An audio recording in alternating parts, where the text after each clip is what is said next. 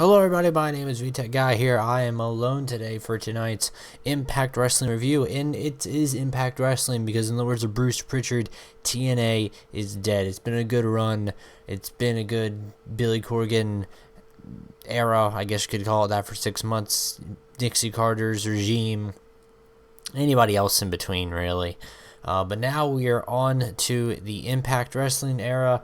Goodbye to the Anthem Owl. I mean, it's in the new intro, which I like the intro. Introduction of tonight's show was very, very pandering on the fact that it was like, hey, we want to go back to 2007 and 2006 and stuff like that. I have no disagreements there. I think in that aspect for pandering and reaching that old fan base, I think they'll hopefully do things right. Because we have a good mix of guys who are like, hey, we can't get back to those days and we can't replicate them, but we can push things forward as if we were going forward from that day before we made this wrong turn. You know, and there was, within the first 10 minutes of the show, I heard more WWE references, more references towards just people in WWE, between John Cena being name dropped. We got a Donald Trump name drop for Lashley when he said he was the president's champ, and just like all this stuff. You know, Bruce Pritchard saying that, you know, he was there when Stone Cold drank his first beer, and he was there when John Cena could be seen, and the Rock, and just a whole bunch of madness basically. When Hulkamania was first running out, all this stuff. You know what I mean? And just all this craziness. And we got some quick talk. Well, we're gonna jump around a little bit. Basically, Jeremy Borash is the third announcer. Josh Matthews ain't having that. Josh Matthews was like, "Hey, I ain't having this shit." All right, excuse the language, but that's literally what he was saying. He was not having that.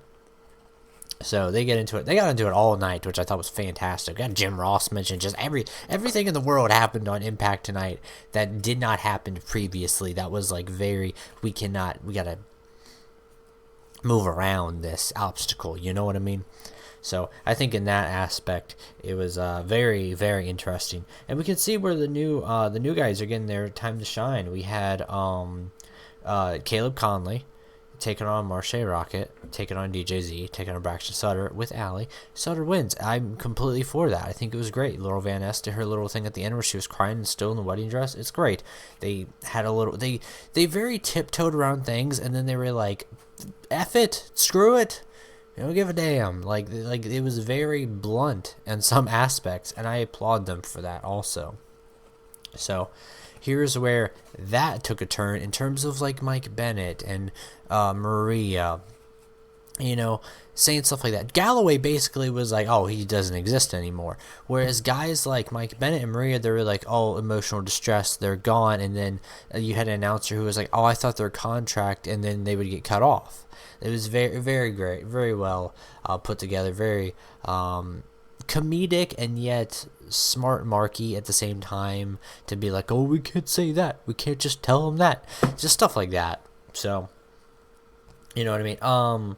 Hardy's Jeff beat up a kangaroo, and then they said they were going on their final expedition, and then it looks like they were killed off somehow because they got teleported, and then through teleportation manipulation, you can't make this up, and I think this is why they wanted to get rid of all of that craziness, through teleportation manipulation, Decay, they were able to I don't even know, destroy the Hardys, I guess. But yeah, Decay have the titles now. That happened. DCC took on Reno Scum. I don't know who they are. I'm not a big fan of them. I'm gonna say that very bluntly and honestly. You know, I'm gonna give them a chance, of course. I just think at first glance and first aspect, I'm not too crazy about them. So, but Reno Scum continues the eventual dissension of DCC, which I think it is sad that Death Count Council is not going to be here forever and not going to be having too much time. So Goodbye there. Guys like Jesse Otters weren't there. Guys like Robbie E weren't there. Trying to think of who else really wasn't here. That should have been. Trevor Lee wasn't there. Of course, Rosemary was there with the title. Sienna got to beat up Paul Ellring's daughter. That's something. Yeah. So that was really, really interesting. The wrestling was actually pretty good tonight. It was a really good wrestling. Like, hey, we gotta, bust our ass tonight. Very well in that aspect.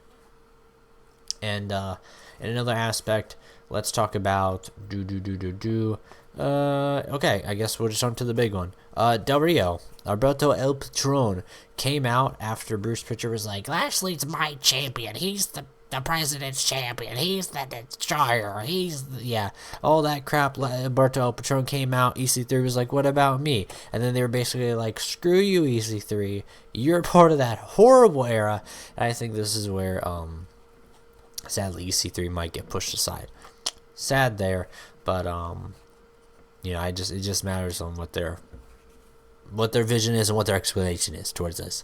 But so yeah, Bruce Pritchard threw the match in and was like, Lashley's gonna take on. I just don't know why I give him that voice. I just want to. Lashley's gonna take on Alberto El Patron here, and EC3 you get nothing, which is basically what happened.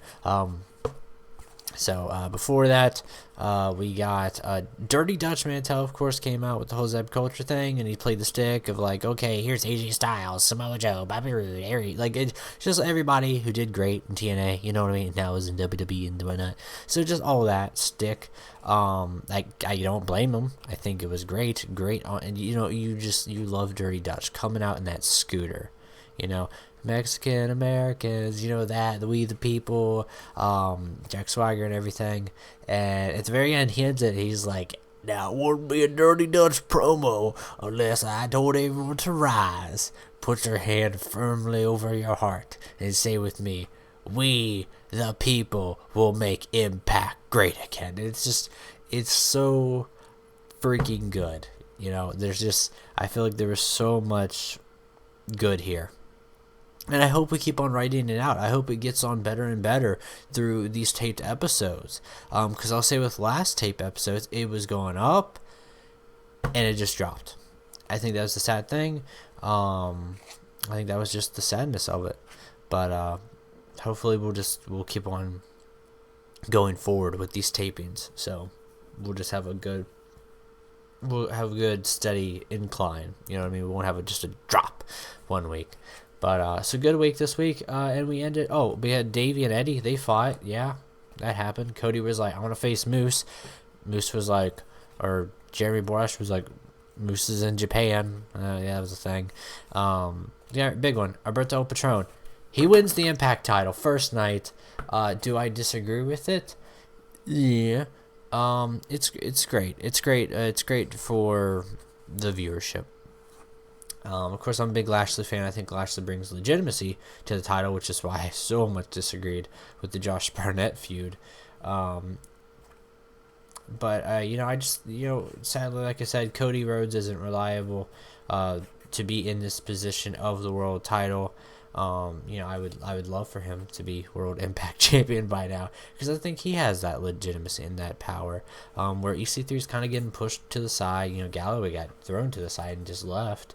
I think there's definitely supposed to be seeds of guys like Eli Drake and even Trevor Lee who should have, had their opportunity after the succession of Eddie Edwards and how that, it didn't turn out the greatest, but, it played its turn. Of course, the Hardys could have, Jeff or Matt, mostly Matt, though, would have been better with the title during this broken gimmick, but I think they did so much justice to the tag division that now they need to rebuild it.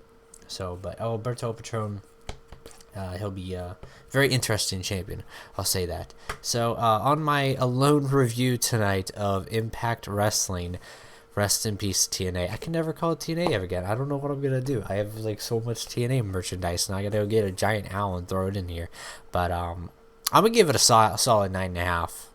Freaking bravo, TNA. You wowed me tonight. I mean, I love TNA. It's great. Impact Wrestling. I'm sorry, Impact Wrestling. So you know, I'm a fan of them. 'Cause that's why I've kept on watching it through the bad stuff, is to get through the good times. So, but yep, 9.5 tonight. Tell me your thoughts down below on Impact Wrestling. Did you like the new era? Do you think it happens too much? You know, just send it all down in the comments below and debate it and whatnot. Until then, keep it safe, everyone. Until next time.